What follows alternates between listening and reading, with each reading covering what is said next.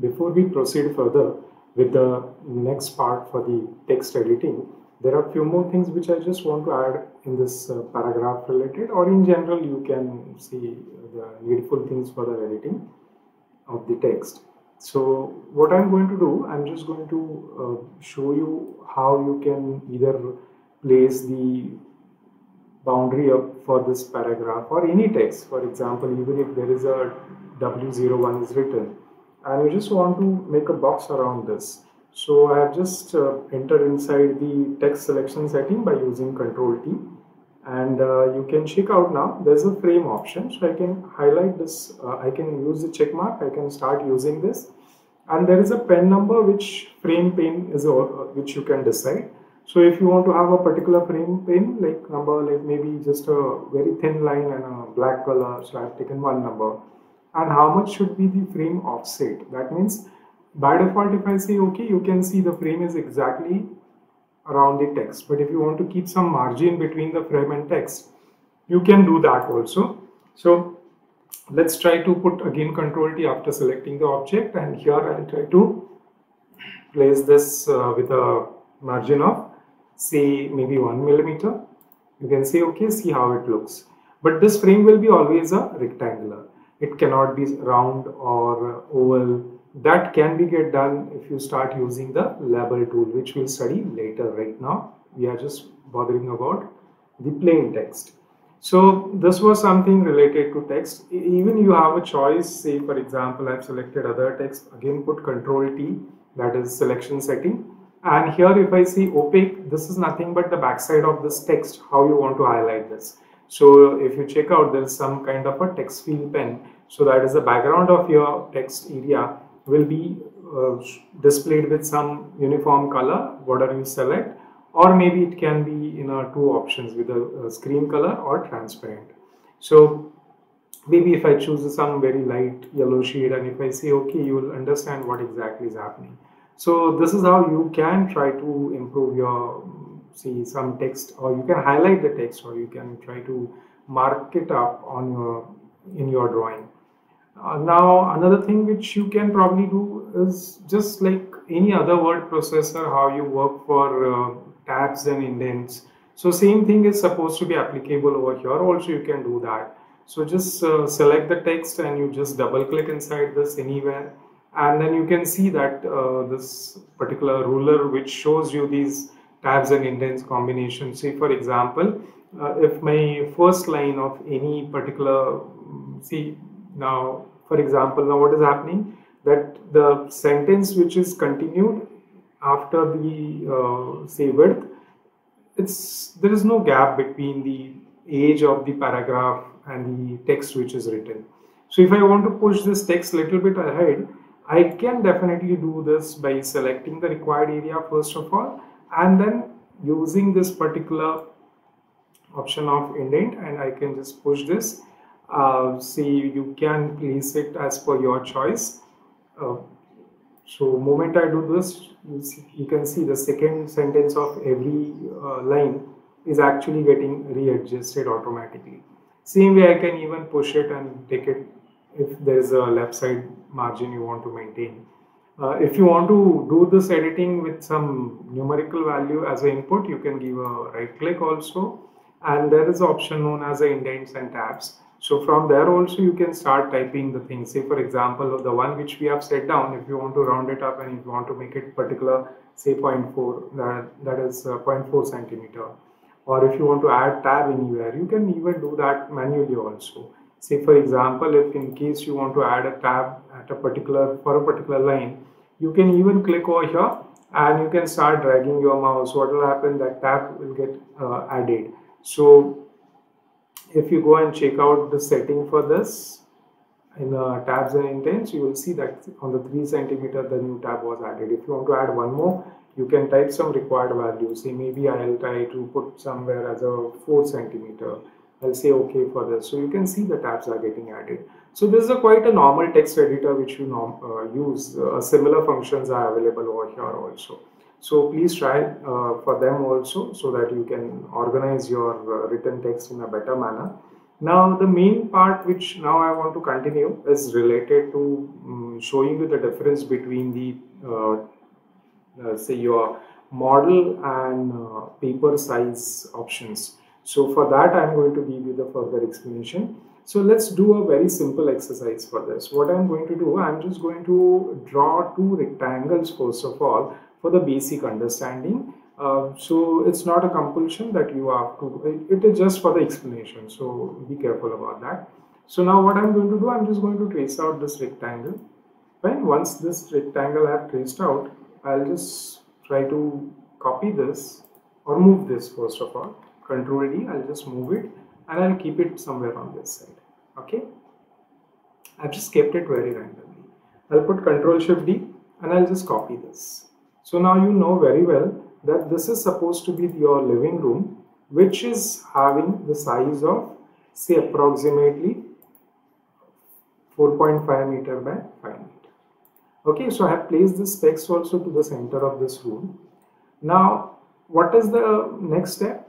I'm going to copy this text also from here to here. So, it's this new text will also stay to the center of the room.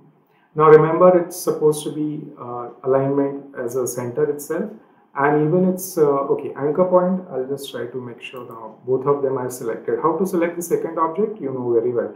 Hold the Shift key and click on this.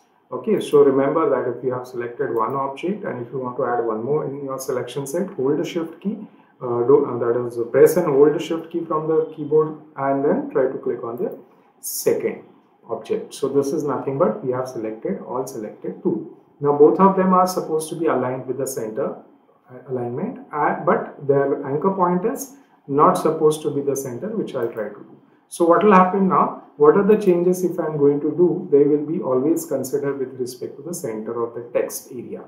Now both the text right now, if you choose, say right now if I select this and if I check, the height of the text is written as a 3 mm, and how it is getting considered? It's getting considered with the see with this particular paper size logic. So it's nothing but, now I'll explain you about this, like model size and paper size. So what exactly paper size stands for? Say height of the text which you mentioned over here is nothing but as per on paper after printing what you expect. Fine. So that means if I'm expecting 2 mm on paper after printing, directly I'll type 2 mm over here. Okay. So remember, whenever you choose the paper size option over here in the text block formatting, the height of the text you have to give on paper how much it should be after printing. Okay. And on other hand, if I select this text, again if I put Ctrl T, and if I go and check out, if I change this to the model size, then this will become to the real units. Why it is now converted into 150 millimeter? The reason is that my current floor plan scale is a 50. Height of the text on paper after printing was 3 mm. So 3 mm into current scale, which is nothing but 150. Okay. So remember, that is nothing but this 150 mm. So tomorrow if my printing scale, if I change for 100, so I might even go and give this value. And if I'm expecting 3 mm of the text as a text height after printing, I will do 3 into 100, because what are the expected size of the height of the text into the printing scale, you have to apply this equation and you have to fill up this height. But this becomes a permanent height then. That means what? Say 150 is now my fixed height for the text which I have written. This is as per the model size, that is real units. It is not on paper. This is to the real units. Okay, so now I'm going to say okay for this. Then you will say how it is going to make any difference. What will happen if I am going to print the same drawing for the same scale on different scale? Right now, if you're going to print this for 1:50, both the things are going to look alike, same. That means there will not be any difference. They will appear as a similar one. Why? Because this text was on paper after printing 3 mm.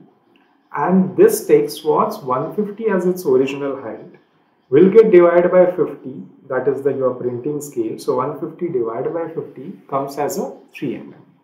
Okay, now if I try to change something, say for example, if tomorrow you want to change the printing scale, so if you switch from 50 to 100, what should happen?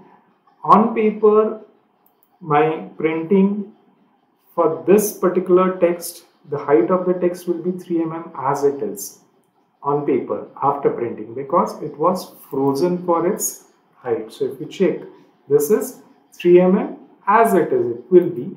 So, and that is also you are telling Archicad that on paper after printing I am expecting so much of height. So Archicad will always maintain the consistency in the height of the text irrespective to printing scale. But what will happen in this case, the height was frozen for 150 millimeter already. So if you check now, it is already frozen for 150 millimeter. But now at the time of printing, this will get divided by the printing scale factor, that is 100. So 150 divided by 100 will give you 1.5 as an output. So this will be the half of the text height than this. So this text will appear as a 1.5 mm on the paper, which will be very tiny. So the way you start increasing the scale in future, say for example, if I'm going to print the same drawing for 1:500, what will happen now? It will become so messy that your text is now actually, all the text is just trying to, what you can say, mix in each other, and because of that problem of maintaining the 3 mm as a constant height. But this text will never go out of the frame which you have targeted, but unfortunately it will be very tiny for the readability. Fine. So on the other hand, if you change the scale for 1:10, then you will see the problem that your text, which is supposed to be 3 mm, will be as it is. Fine, but this will be a large room which you're printing on the paper. On the other hand, if this paper, if this room if you print, the problem is that this 150 millimeter height will be get divided by 10, that is 15 millimeters. So it will be a big text which we are getting. So remember, at times using the particular option of this text height with the model, very rarely it is needed. Say for example, if you know that I don't want to pop out my text out of the given area of that room. Say for example, if there are rooms are very small, or the small spaces like toilet. So in this case, if I am going to see, if I use Ctrl+Shift+D, and if I try to place this text inside the toilet block, okay, I'll try to rename this.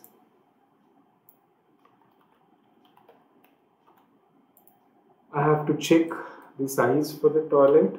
It must be somewhere about 2 meters by, okay, 2 by 2570.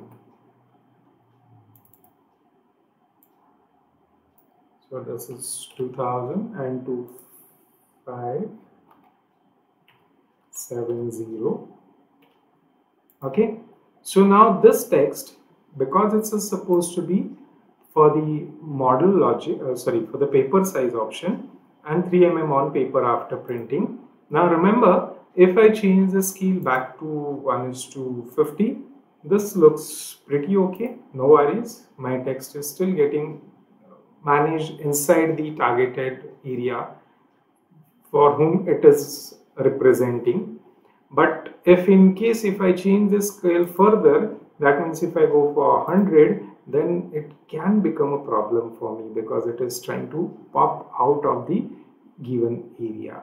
So in this case, if you wish, it's better to stick to a particular fixed size. Then instead of keeping the text as a paper size as for its text or block formatting, you can try to use a model size. But then remember, this height will get computed as per the current scale and the actual text height on paper. So 3 into 100, so that is the 300. By default, Archicad is doing the conversion for you. If you don't like this, you can type any required value which is suitable for your presentation. But then what is the drawback? Say for example, If I put this as a 300 right now, if I say, okay, it was good enough for the 100 scale, but if I switch back to 50, then it will not be, because 50, the text will be double, that is 300 divided by 50. So you have to be careful about using this second model option.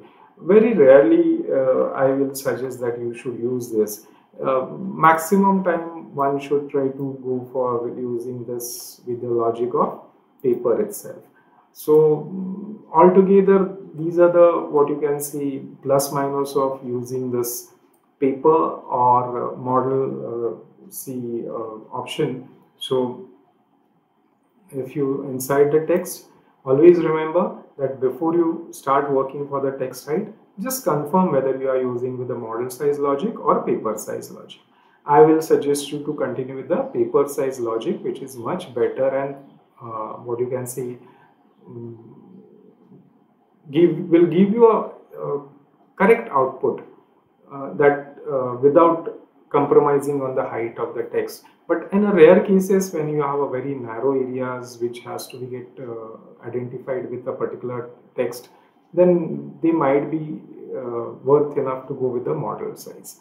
So please try to do a good practice on this, because in the next lesson we'll start using the dimensions. Whatever is remaining for the text in future, in the second part of our training session will definitely cover, because this is the first part where we are just talking about all the 2D elements. When we start working with the 3D elements and related things, again we will try to revise few things, or we might even add some remaining points which are needful for the text or and its editing.